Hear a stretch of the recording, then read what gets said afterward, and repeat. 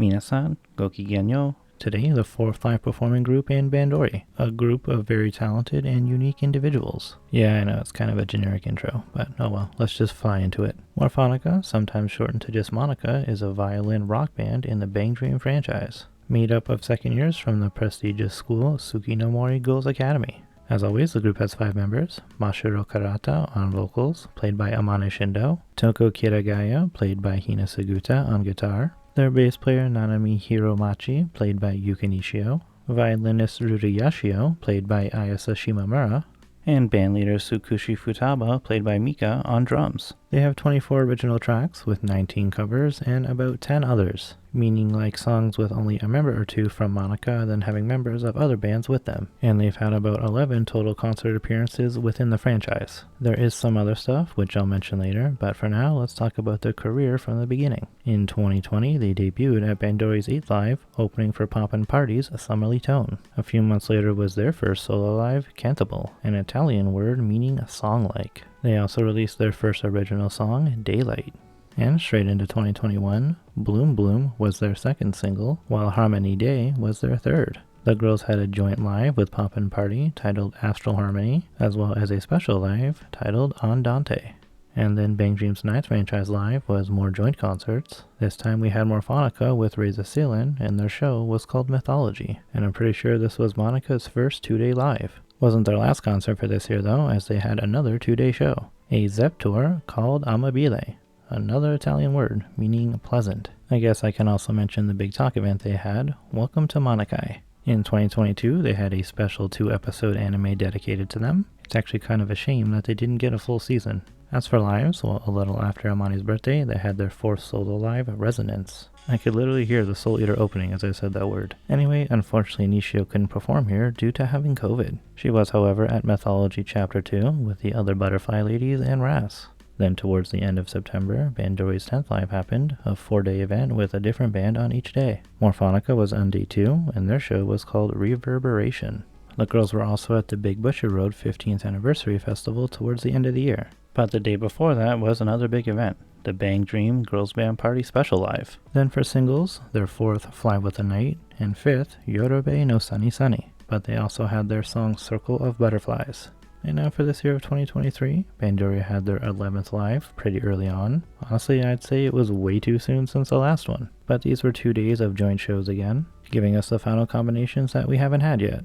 Those being Ras and Popipa, but more relevant to this video, Morfonica and Roselia, having their day called Sternenzelt Nocturne, or Nocturne of the Starry Sky. The ladies were also at the Bushy Rock Fest in May, a really good show, even having a duet with Love Live's Liella. Then they had another Zep tour, so far 3 shows in total, one in July, September, and October, titled Forte, with the set list actually being fairly different and shuffled around well enough to keep each show feeling fresh. They also even had their first album, Quintet, featuring most of the songs I've already mentioned, but also having 5 new tracks: Colorful Liberty, Sweet Cheers, Chikai no Wingbeat, Melancholic Lullaby, and Ever Sky Blue. There's even more stuff too. They were very busy this year. A digital release of a song called Angel's Ladder, and in December they will have a mini album titled Forte, the same as their Zep tour.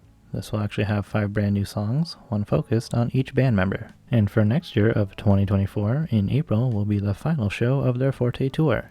And now for other live appearances, not too much since they are fairly new. I did mention the 2 Bush Road events, but they've also performed at a Weiss Schwarz event like just a few weeks ago. And as for the 2 big festivals, they were at Animax in 2021 for the online show, having a duet with Annie singer Nano. Then Anisama 2022 only had Amane with Ayasa performing with Ras. Then later Ayasa did perform with True, though this was her as herself, not as the character Rudy. But for this year, the 2023 fest, the whole band was there, and I would imagine they're going to be there in many years to come. So onto some other little song things. Since the franchise is so big, there have been some crossover songs. Kizuna Iro no Ensemble is one sang by Morfonica, Poppin' Party, and Pastel Palettes. But there's also Catastrophe Banquet, having Rui with 4 other members, all from different bands. Naturally, there are some covers like this as well. Mashiro by herself has been featured in 4 other covers with other bands.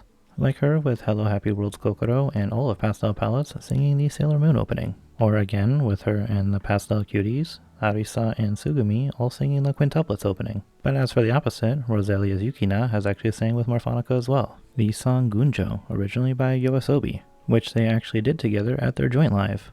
And here are 5 covers that I recommend, and the anime you can originally find them in. Change is actually one of my favorite anime openings ever, so I was really excited to hear Amane sing it. But I also want to give a bonus shout out to Aozora no Rhapsody, the Dragon Maid opening. They even have a version where they sing it with Fauna, the original artist. And then here are 7 recommendations of their original tracks. Not 10 because, well, they don't really have all that many, not in comparison to other groups. Daylight is an absolute must. It's their debut track, so obviously it had to be amazing, and it's basically become a staple of every setlist. But also Colorful Liberty is great. At the recent Zep tour, Amane showed us some acapella with words from that one. It was lovely. She is lovely. Give her all the praise. Also watch my video about her. Next up, some Seiyu Facts. Morfonica houses Mika, who was actually the drum instructor for both Hashi and Meguchi. And Morfonica is actually the only group to have a violinist, being the only band to have a unique instrument. You can argue that maybe Ras has the unique DJ, but Hello Happy World has one too. It's just that Hello Happy World usually doesn't perform live. The youngest member of Morfonica is Amane, who is actually the youngest in the whole franchise, being even younger than her kohai in Maigo. We don't actually know Mika's age, but it's safe to say that she is the eldest. All of the girls are from different prefectures. Amane and Yuka are from the same agency, actually even having a little program together on the agency's YouTube channel. They are also both in Bandori's sister franchise, D4DJ. In different groups though. Yuka is actually the main character of that whole series. And sticking with Nishio, her and Hina are the exact same height. Then Amane and Hina are both born in April. Mika is also the shortest, while Ayasa is the tallest. Now for the last section, some lore. The group's icon is a Morpho butterfly, and they usually have butterfly elements in their outfits. Also in the cards that you win in the mobile game. Their name even comes from a combination of the words Morpho and Symphonic. Morpho usually meaning changed or modified, while Symphonic is the adjective form of the word symphony, which means harmony of sound. But in lore, their temporary band name was Tsuki no Mori, which is named after their school, but honestly it's a good name. Could have just left it. But then Mashiro came up with the band's final name near the end of the first band story in the game. Other suggestions given by other band members were Cutie Elegant or Symphonic Metamorphose, suggested by Tsukushi. But Toko actually wanted Thunder Slashers. That is metal AF. Mashiro is the youngest, just like her Seiyuu. Rui is the tallest, just like her Seiyuu. Tsukushi is the shortest, just like her Seiyuu. And Nanami is the oldest, not like her Seiyuu.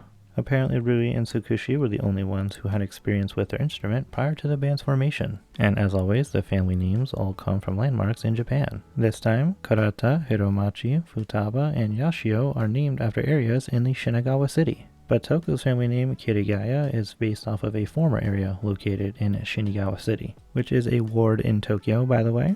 Mashiro is classmates with both Rui and Toko. She dislikes horror but enjoys reading fantasy novels and watching fantasy movies. She is especially a big fan of the Fairy Legend series and loves the Marshmallow Rabbit, which is a little critter that appears in the series. Pretty sure this is an in-universe franchise, by the way. She's full of imagination and tends to get lost in her fantasies, especially when she's writing lyrics. She is the shortest out of all the main vocalists, and her name Mashiro basically translates to pure white, which is very fitting for her innocence. Toko's family owns a famous classic kimono shop. Because of this, she is knowledgeable in making outfits, and she loves fashion. She even has her own fashion brand called Toko, which mostly sells t-shirts. She is her class president at school, and her and Tsukushi apparently attended the school's elementary and middle school branches together, though they never spoke to each other. Toko apparently gets up at 5 a.m. every morning, though she is bad at studying to the point where she needs to take recovery classes. She also tends to forget to do her homework often, and as a result gets even more homework assigned to her. That was literally me in high school. Lastly, her appearance is very similar to Marin from My Dress Up Darling, who Hina Suguta also voices. She even won an award because of that role.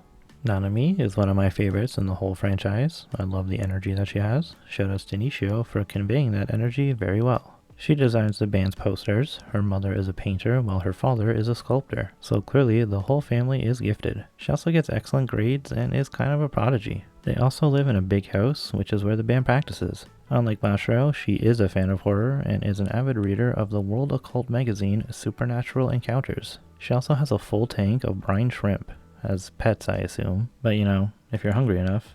Tsukushi is a cutie and classmates with Nanami, as well as being their class president. She has a bit of a complex about her short height and she wishes she was Rui's height. But she is a natural born leader, full of confidence, though some might confuse that confidence as stubbornness. She is good at both cooking and baking, but is not good at swimming.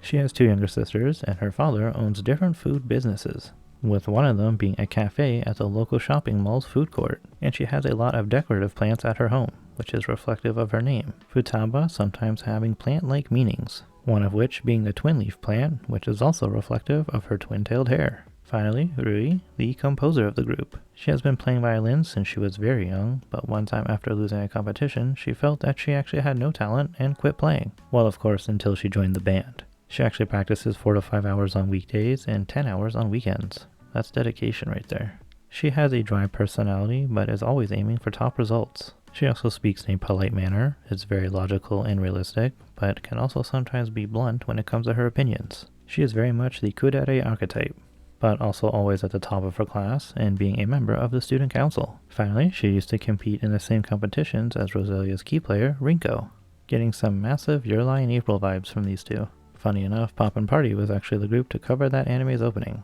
though Morfonica didn't exist yet. And with that, we have reached the ending. As always, thank you so much for watching. I love the sound of a violin, and they actually make it sound so good with a rock group. Hopefully I've convinced you to check them out. Please join me in the next one. I'm not sure on who yet. I have an idea, but I don't know if it'll be ready in time. I am working on my yearly recap videos of everything that has happened in these big franchises, and videos for what the Seiyuu were up to outside of the franchises. It's very time consuming, but whenever they come out, I hope you'll enjoy, and I look forward to seeing you there.